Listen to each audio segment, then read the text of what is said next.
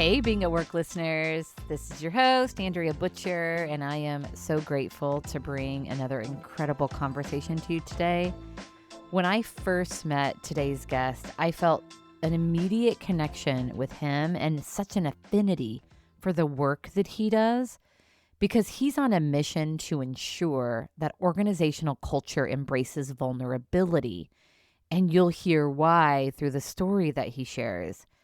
He says that half the battle is creating space for vulnerability to show up and listen in to the impact that has when leaders do that.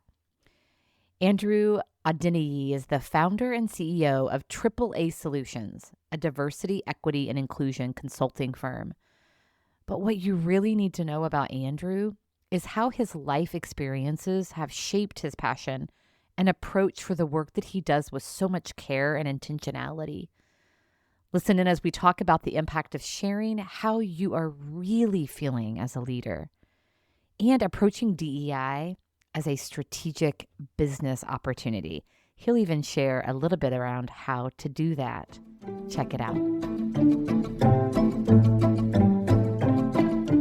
It really starts with the book that I wrote called The Circle of Leadership. I was working for an international retailer, and I was working for their Indiana division, which happened to be one of the best in the country, top 3 out of 24 divisions. The CEO came from that division. A lot of senior leaders came from there as well. And it was my first job out of undergrad, so I assumed everyone had a great culture like what I was experiencing. I found out really quickly that I had not been paying attention to the Gallup polls, and that was not the case. I had a promotional opportunity to go to the East Coast and work for one of the worst divisions in the country for that particular employer. And what I realized fairly quickly was that it felt like a completely different company. And I remember thinking, how can 2 divisions in the same company, same pay, same access to talent, same training, same everything be drastically different? And I realized it was leadership and culture. In Indiana, there's a culture of you don't want to let your leader down. You'll put in extra hours to ensure you don't let your leader down because there's that level of care that she expressed. On the East Coast, it was a culture of fear where you need to do your job well or else. And it made me ask the question, if I was to inherit a sinking ship, that's what I referred to the East Coast division, and I wanted to turn it around, how would I do that? So I went on this journey of studying and learning and researching. I happened to be in my master's program with Michigan State at the same time, studying management strategy and leadership. And I happened to be in essentially a real life case study of what model would I use to create that. And that's really where the journey started. And where I landed was essentially you need to focus on the 3 P's of culture.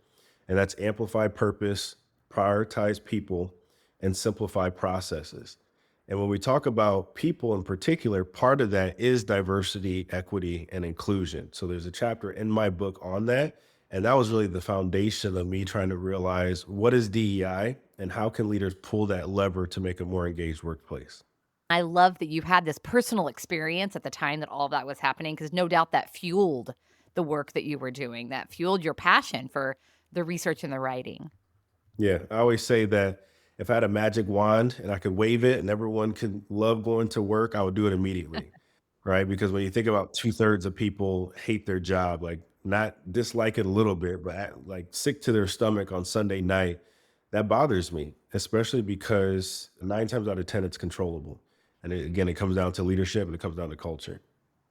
Yeah, and that's where the work that you and I do really intersects, is that we get the impact of the leader. The shadow of the leader is the culture. And that's why 2 divisions within the same organization can have such a different feel, as you experienced. So how do you define DEI? I mean, DEI has become such an important part of our vernacular and such an important part of culture. How do you define it? Yeah, let's break it down. When you think about diversity, it's really a numbers game. It really just talks about the range of human differences. It's a way to categorize people, in other words.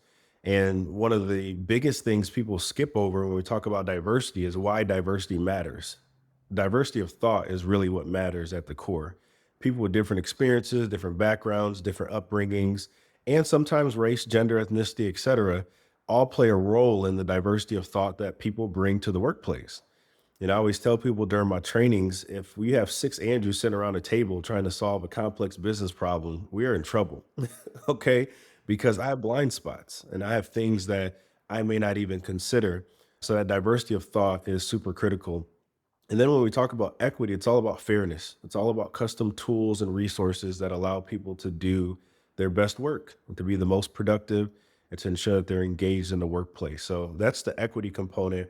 I is inclusion. So diversity is what makes us different and what makes us unique. Inclusion is how we come together to create something more beautiful, more meaningful together than we could alone. And the end result of DEI is belonging. So a lot of times people say, well, what is D&I? If you do DEI well at work, you have a culture of belonging where diversity of thought is embraced and encouraged. Yeah, that's great. If you do DEI well, naturally you will have a culture of belonging. It's the outcome of those other things.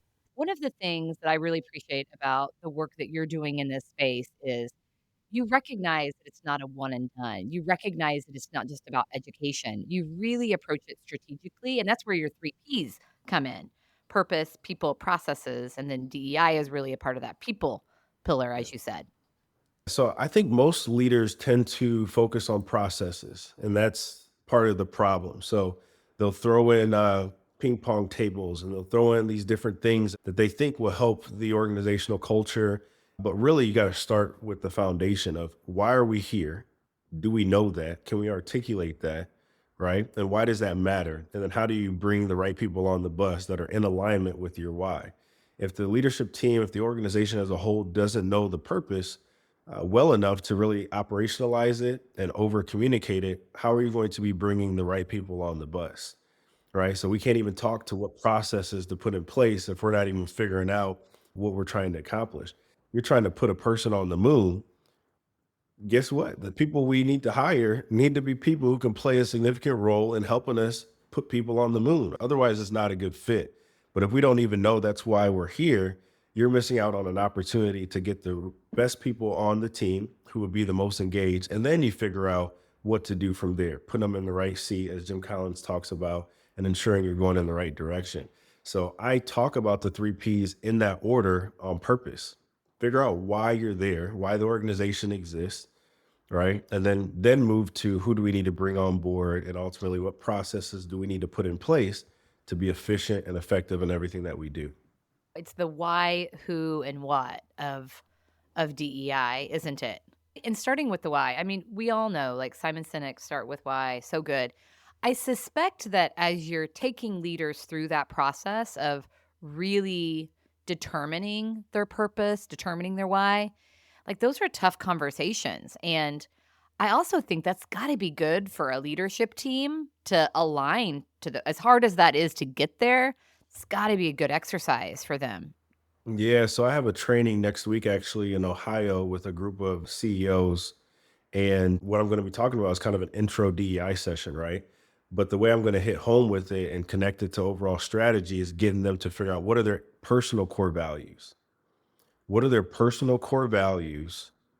How do those core values align with the purpose of their organization? And then how does that also overlap with what you get when you do DEI well, which is a culture of belonging where diversity of thought is embraced, right? I approach it that way because this has to be personal work. This can't be something where I get to work and diversity, equity, inclusion is important. Then I go back home to my non-diverse neighborhood. I go to my non-diverse gym. Then I go to my non-diverse church. But then I get to work and DEI, right? People don't know the why behind it. So if you attach your why to your core values, now you realize, oh wow, integrity is one of my core values, right? So that attaches to a culture of belonging and DEI here. Or innovation is super important to me, right? So when I'm talking about belonging, we need to have diversity of thought and psychological safety so people can feel comfortable innovating, right? You have to make it personal. And that's always the approach that I take. And that usually disarms people because DEI can be polarizing at times and can cause people to grab their shield and run for cover. But by talking about you as an individual and connecting those dots, people tend to be a little bit more receptive. Yeah, and at the end of the day, like we all crave connection. We all crave being seen. And so getting people in that personal place, I could see how that would be really disarming. And like you said, everywhere you go, you take your personal values with you.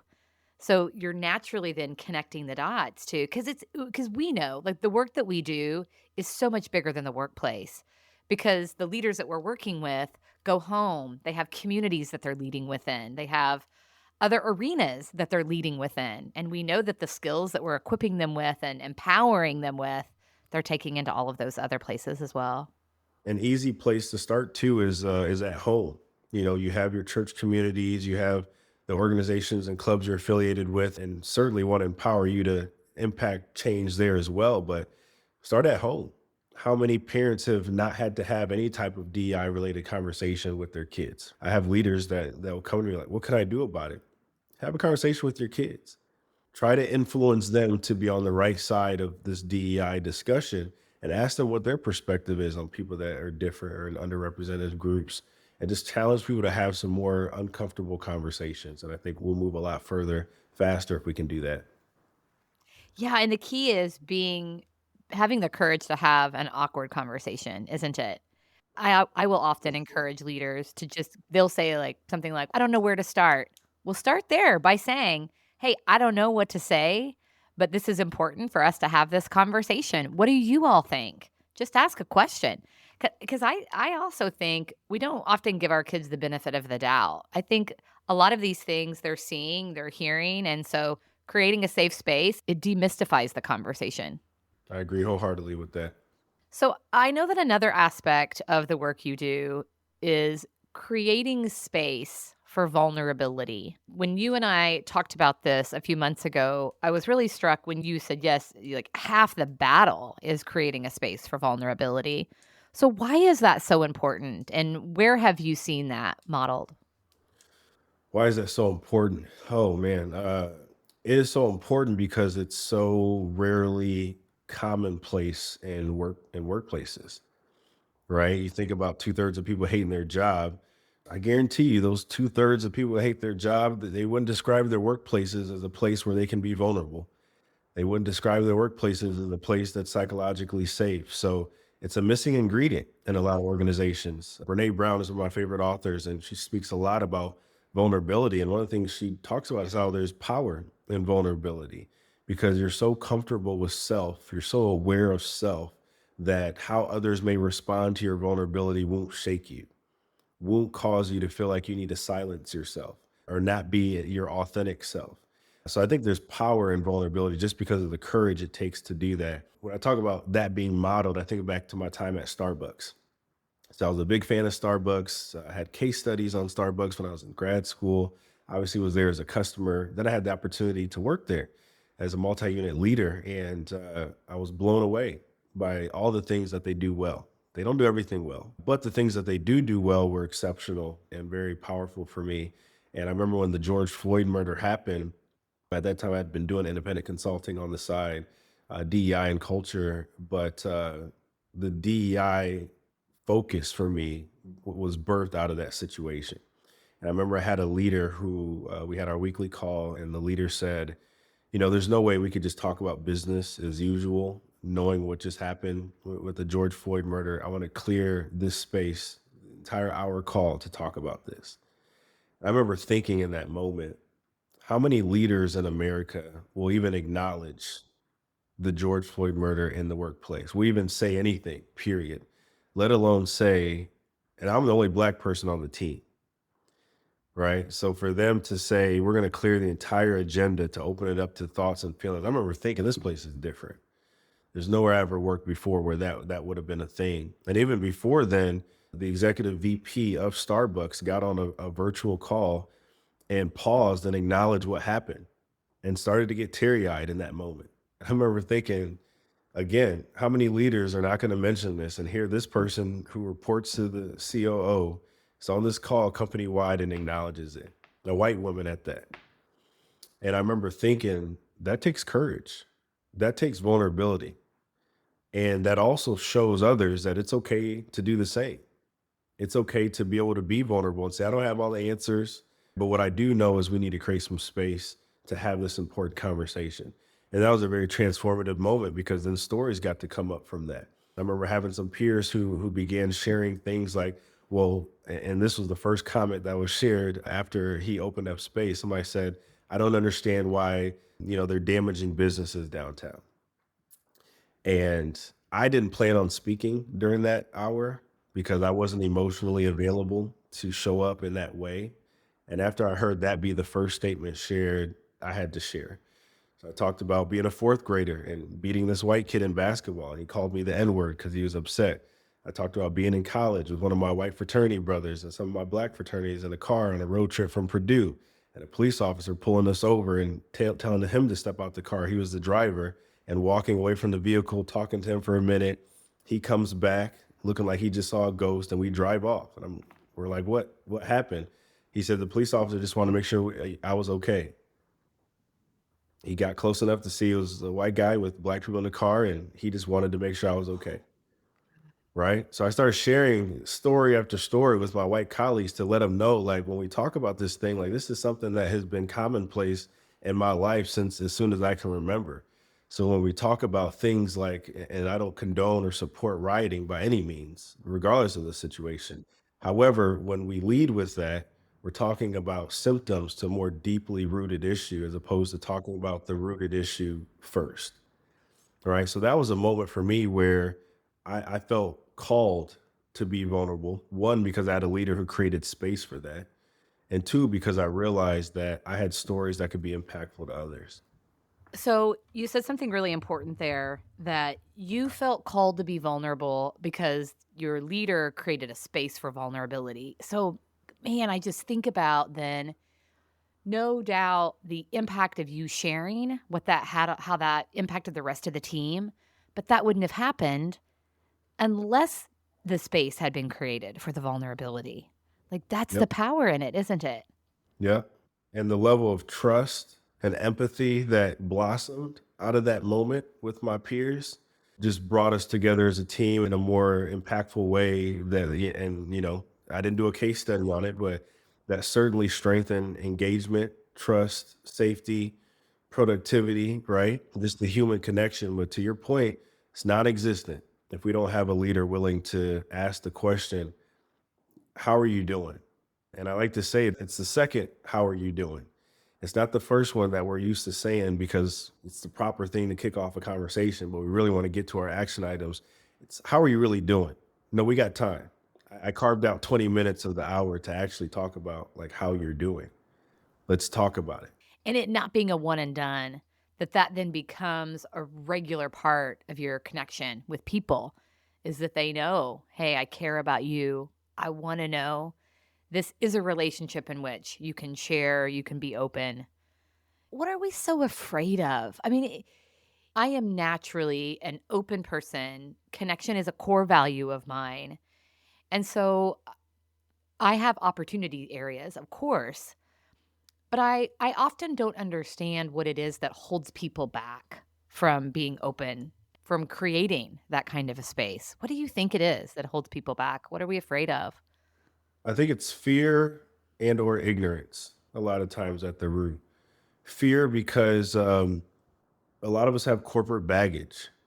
You've been indoctrinated in certain cultures and environments that directly and indirectly let you know how you need to operate. And a lot of times, vulnerability has not been one of the things included in that, right? I think there's this sense that leaders oftentimes have of, I need to have all the answers.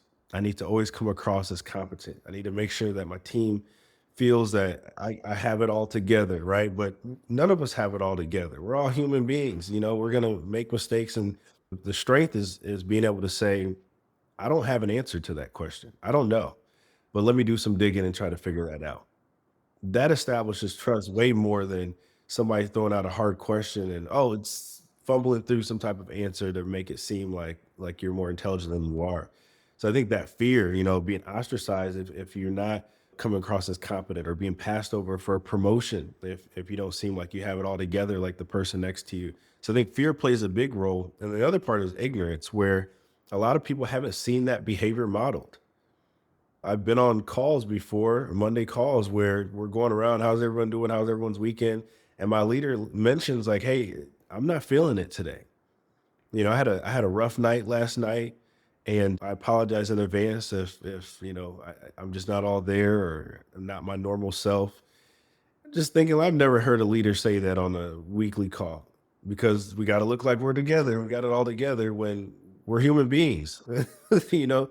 So I would say fear and ignorance. A lot of people haven't seen leaders demonstrate vulnerability and action in a practical way. And vulnerability, like you said, it breeds vulnerability, but it also just feels so much better because it's honest. I heard someone say one time, like, I keep my dirt on the surface because everybody can see it anyways. And so might as well acknowledge it. I mean, you have to just realize again, there's power in it, and people feel more safe when you lead with vulnerability. So I always try to encourage leaders to do that, and leaders, it starts with you. You set the tone. Yeah, we use Kouzes and Posner's leadership challenge as a model to equip leaders. And there's this really great piece of research in their literature. They asked thousands of employees with new leaders, what's the first question you want answered by your new leader? And when I ask leaders that question, a lot of times they'll say, oh, it was like, what's our vision? Where are we going? What do you expect of me? But the number one question that employees want to know of their leader, their new leader, is who are you? Mm. Because we want to know, who is this person? Who is the human being? What do they value? What's their style? What are they like to work with? Yeah, a lot of people, we know people tend to leave jobs because of their manager. That's a huge reason, right? So it makes sense. Getting that information up front allows you to understand what are going to be their pet peeves, what are the things that they're going to be looking for, what's their personality style. That makes their lives a lot easier if they have that awareness so they're not having to guess each time. Yeah, so show up and inform the people that you're working with of who you are. So, what is the biggest mistake that organizations are making right now when it comes to a DEI strategy? Not having one. Not having one, seriously. Usually there's really two boats I typically see. There's one where people acknowledge DEI is important, they need to do something with it, they have no idea where to start, and therefore there's been no action. And then the other side that I typically see will be where, hey, we got a committee up and running, we started a book club, we've celebrated some holidays and things of that nature, which is better than nothing. However, at the end of the year, you have no way to really measure success. You have no way to really measure impact. And then you have these people who have been meeting biweekly or monthly for a year, 6 months, 2 years. And not only are they burnt out, but they're looking back like, what did we really do? And then it can be counterproductive to actually doing DEI the right way because if there's been funds that have been spent, if there's been resources that have been allocated, senior leadership team may rightfully want to know what's the return on that investment? What happened with that? And if DI committees can't speak to that, that then can almost lead senior leadership teams to believe, well, we shouldn't be giving more budget to this. Maybe we need to take some budget away. So I would say the biggest challenge is not having a cohesive strategy with some smart goals that ladders up to the overall vision and strategic plan for the organization. So, what is the first step, Andrew, in building a cohesive strategy? Data is where we start. Leverage data, quantitative and qualitative data. You can start with a survey to capture feedback. You can have a open text box question on the survey as well to get some qualitative feedback there. You can hold some focus groups, town hall discussions, or interviews just to capture feedback to understand what's the perception from an employee standpoint when it comes to DEI in the workplace. Are they compensated fairly? Do they feel like they belong? Do they feel like they have the resources and tools they need to grow their career? Get that information and also collect demographic information along the way because you want to know, are women experiencing certain things in the organization differently than men? Are people who identify in a particular way from a sexual orientation standpoint feeling like they're not included or can't bring their full self to work? When you do that, now you're armed with data to not just say, hey, this is Andrew's thoughts or Andrew's thoughts on what we should do. We've had 50% of our workforce complete the survey to give us their feedback. Now we take the feedback and use that to create a data driven strategic plan. And I always encourage my clients to create 3 year strategic plans, get some goals on paper, right? And now at the end of the year, you may still have a book club that you're doing. You may be being intentional with celebrating events and things of that nature, but you can confidently say yes or no at the end of the year if you've achieved your goals because you have goals and they're tied to retention or recruitment or productivity, right? And now it's easier to be able to say, oh, wow, we actually need to double our budget for DEI because it's helped us to diversify our talent pool across the company. Yeah, and it's had an impact on culture. I mean, there's such a culture connection as well with all of these efforts. They could also call you because this is the work you lead leaders through. I just feel blessed to walk in my purpose every day. It's powerful when you find the intersection of what you're willing to work at every day, what you're skilled at, and a problem in the market. That intersection is powerful. And my prayer and hope is that everyone listening to this podcast finds that intersection. It's not been an easy ride.